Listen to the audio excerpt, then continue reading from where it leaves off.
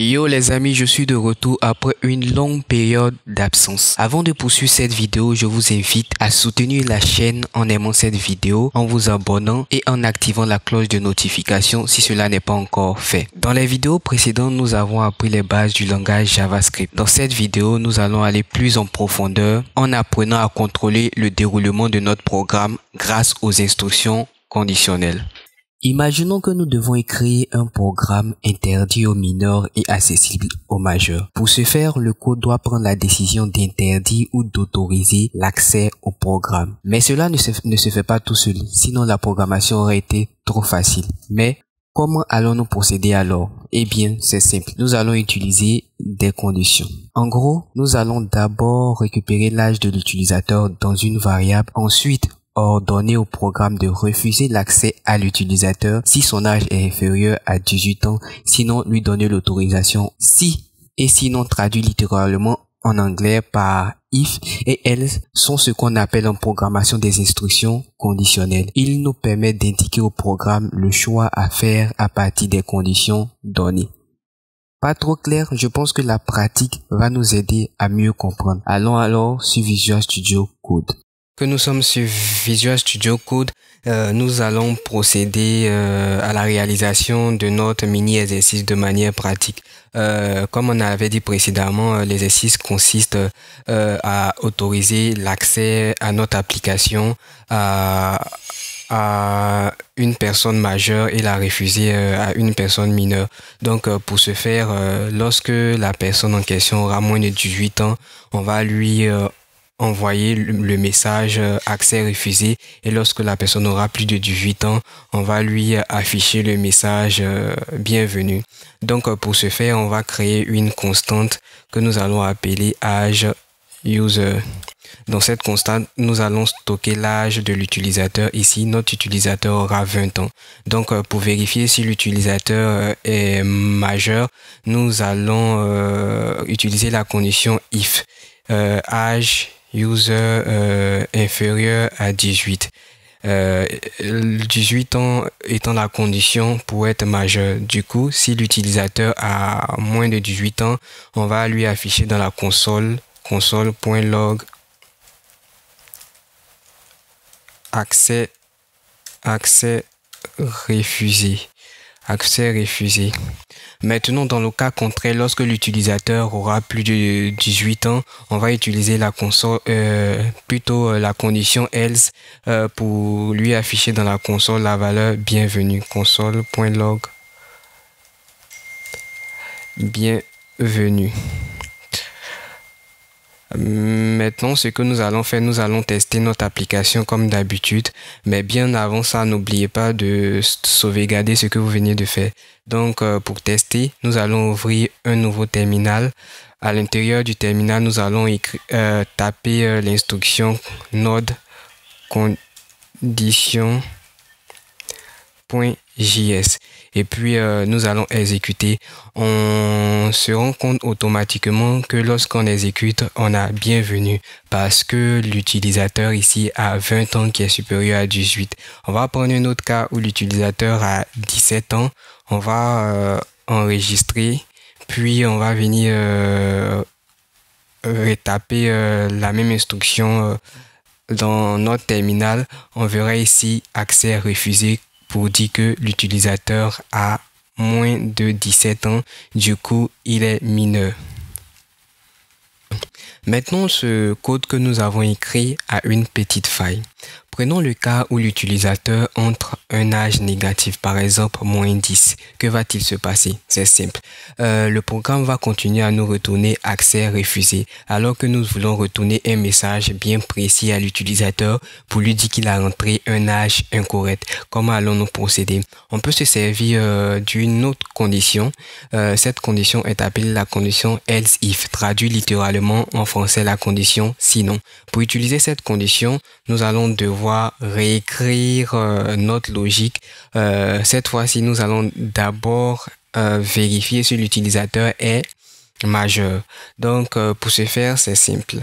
On va supprimer ce qui est tout en bas, rajouter une nouvelle condition. Cette fois-ci, on va on va s'assurer que l'utilisateur entre à un âge supérieur ou égal à 18 ans. Dans ce cas, l'utilisateur est majeur. Donc, comme d'habitude, on va afficher console.log bienvenue. Maintenant, quand notre nouvelle condition else if, on va l'utiliser bien avant la nouvelle condition, la condition else. Donc, on va s'assurer que l'âge de l'utilisateur n'est pas inférieur à 0. Si l'âge de l'utilisateur est inférieur à 0, on va lui afficher dans la console que l'âge qu'il a entré est incorrect. Âge incorrect. Et puis enfin, on va rajouter notre condition else et écrire dans la console log accès refusé. Donc, comme d'habitude, on va enregistrer notre fichier, mais bien avant ça, on va changer l'âge de l'utilisateur pour illustrer le code. On va mettre à moins 10 ans. Donc, l'utilisateur a moins 10 ans et puis relancer à nouveau le code. On verra que dans la console, on a à l'écran âge incorrect parce que l'utilisateur a entré un âge inférieur à 0. Nous allons aller en profondeur pour découvrir une nouvelle condition. Une nouvelle condition qui vient après la condition if, else, if et else. Cette condition est l'instruction switch.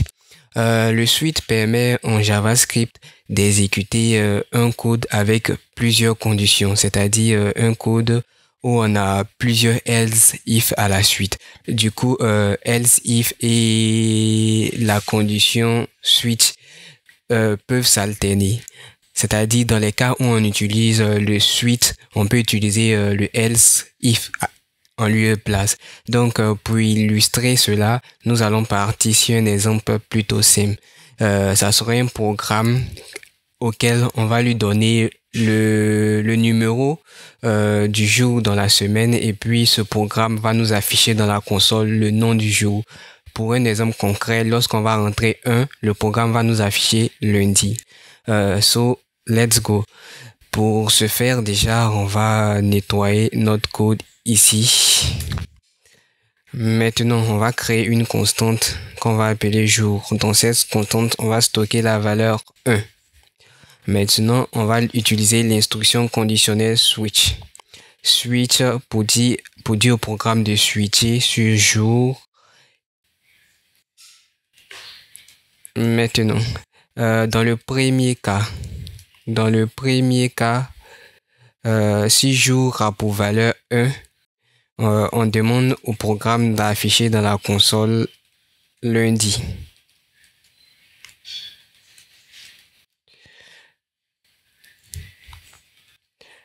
Et on arrête le code. Si on a 2 comme valeur, on va dupliquer ici, dupliquer. Si on a 2 comme valeur, on va demander au programme de nous afficher mardi.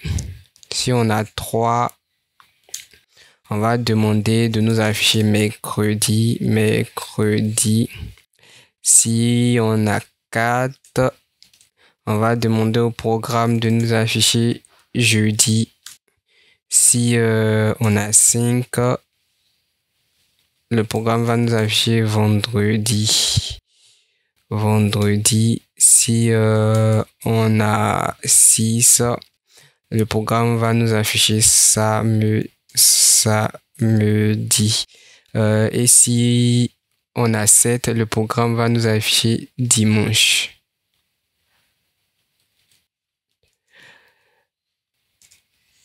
Maintenant, avec l'instruction switch, on peut afficher une valeur par défaut dans le cas où le comment dirais-je, l'utilisateur n'entre pas un jour qui correspond à un jour de la semaine en fait. Donc, pour la valeur par défaut, on va afficher console.log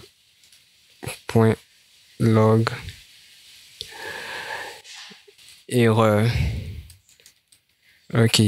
Pour tester, on va s'assurer d'enregistrer notre fichier et puis toujours dans le terminal, exécuter notre code. On verra qu'on a lundi. Maintenant, si on met jour numéro 6, on enregistre, on exécute encore le code, on verra samedi. Maintenant, pour le cas d'erreur, si par exemple le client nous en 10, on va enregistrer et on voit que le code nous affiche une erreur. Nous sommes arrivés au bout de cette vidéo. J'espère que vous avez aimé le contenu. N'oubliez pas de vous abonner et d'activer la cloche de notification. On se donne rendez-vous pour la prochaine vidéo.